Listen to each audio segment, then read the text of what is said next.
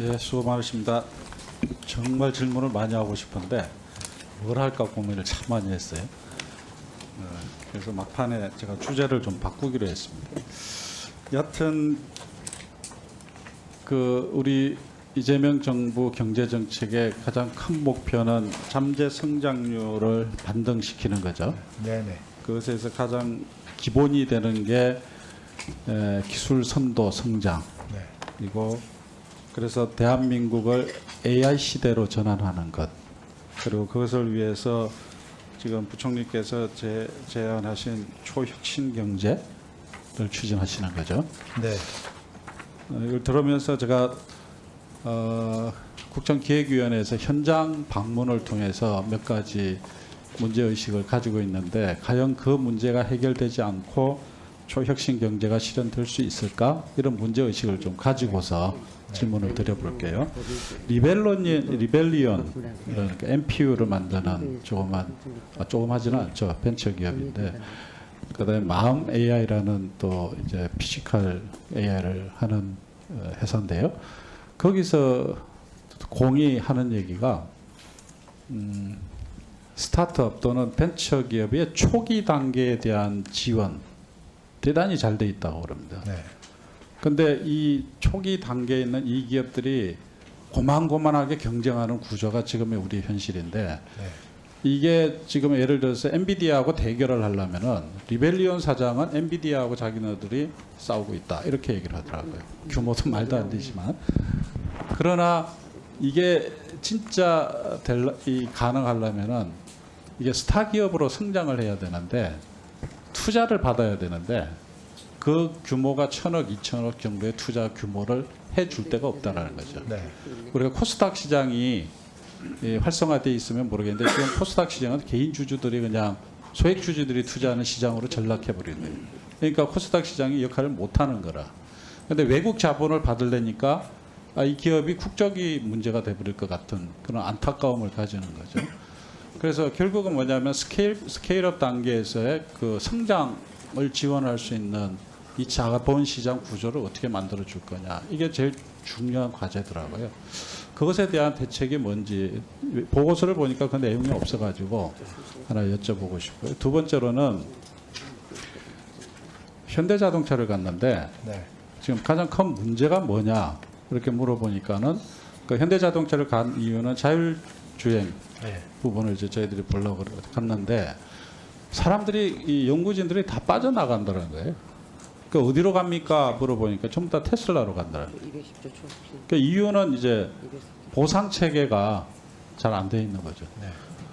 근데 이제 고민이 되죠. 우리가 점점 경제는 성장했는데 빈부격차는 심해지고 있고 첨단 분야에 있어서 임금을 대규모로 올리면은 대폭 올리면은 또 그 문제가 해결될 것 같지 않고 이 보상 체계를 어떻게 만들어 줄 거냐 이게 결국은 이제 우리의 과제가 되는데 결국 AI 시대 초혁신 경제를 달성하는 데 있어서 그 인재를 어떻게 육성하고 나가려고 하는 인재를 어떻게 붙잡을 수 있을 것이고 외국에 있는 인재를 어떻게 유입할 것이고 이 세 가지 문제를 동시에 해결해야 되는 그런 과제를 우리가 안고 있는 거죠. 네. 여기에 대한 답이 없으면은 뭘 해도 저는 성공할 수 없을 것 같다는 생각이 들더라고요. 세 번째로는 서울대학교 AI연구원을 방문을 했습니다. 근데 제가 그 연구원에서 들은 얘기뿐만 아니라 과거의 얘기를 제가 좀 하고 싶은데 서울대학교에 데이터 사이언스 대학원을 만드는데 그때가 이제 AI 시대를 염두에 두고 대학원을 만드는데 한 300명 규모의 대학원생을 육성하는 거였어요. 근데 이걸 육성하려고 딱 규모를 잡아보니까 다른 과 교수님들이 다 반대하는 거예요. 왜냐하면은 이 과가 만들어지면은 다른 과 인력을 줄여야 되거든. 교수 인력을 줄여야 돼. 근데 정원 문제가 생기는 거죠. 근데 이 정원 문제가 수도권에서는 잘못하면 이 정원을 열려버리면은 또 수도권 중심으로 대학이 몰려버리는 상황이 오잖아요. 그러니까 이러지도 못하고 저러지도 못하는 상황이 발생하는데 지금 서울대 AI 대학원도 똑같은 AI 연구원도 똑같은 문제에 부딪히고 있더라고요. 그래서 이런 이 교육 과정, 그 다음에 자본 시장의 문제, 그리고 지금 인력의 육성, 유입, 그 다음에 유출 이 세 가지 문제를 어떻게 해결할 거냐. 이런 문제 이제 부딪히는 거죠. 네. 그래서 오늘 이렇게 보고를 받아보면서 느끼는 게 어떻게 보면 가장 근본적인 문제에 대한 답이 안 보인다. 그런 생각이 저는 드는 거죠. 그래서 한번 그 부분에 대한 부총리님 의견을 한번 들어보고 싶네요. 네. 예, 의원님, 뭐 좋은 의견 감사합니다. 첫 번째 말씀 주신 부분은 사실은 이게 이제 제가 보니까요, 이게 사실은 큰 문제입니다.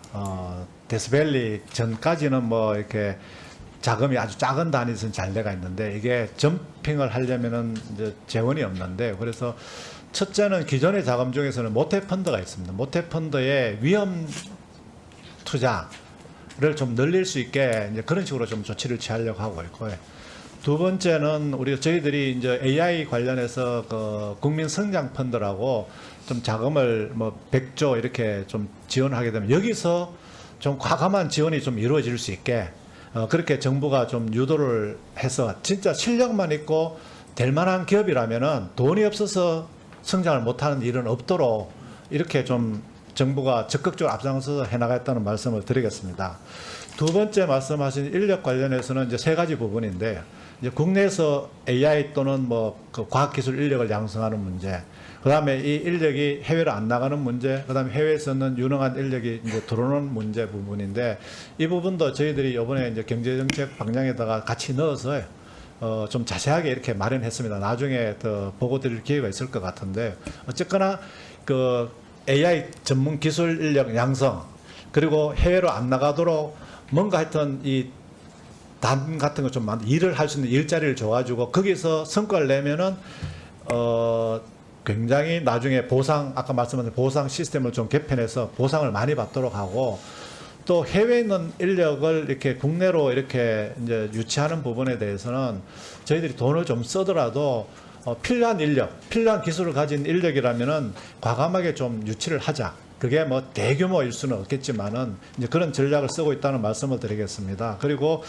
이게 이제 AI 연구원이라든지 또 공대 같은 경우 우리가 필요로 하는 뭐 소재라든지 AI 관련이라든지 데이터 관련은 사실은 저는 인력을 아예 한도 외로 늘려주고 싶습니다. 그런데 조금 전에 이제 의원님 말씀하신 것처럼 그냥 내버려 두면 수도권만 늘어납니다. 그래서 가능하면은 지방부터 이런 분야의 인력을 늘린다고 하면은 교육부총리 새로 오시고 이러면은 진짜 국가적인 차원에서 저희들이 협의도 하고 이래서 지방은 좀 진짜 과감하게 늘려주고 또 수도권은 이거 집중을 막으면서 또 이런 부분을 어떻게 할 것인지 기존에 있는 뭐 또 과가 줄어드는 이제 그 입학생 수가 줄어들기 때문에 줄어드는 TO를 과감하게 전환한다든지 이런 방법을 통해서 필요한 인력은 수도권이든 지방이든 과감하게 공급될 수 있는 그런 시스템도 마련하도록 하겠습니다. 네네.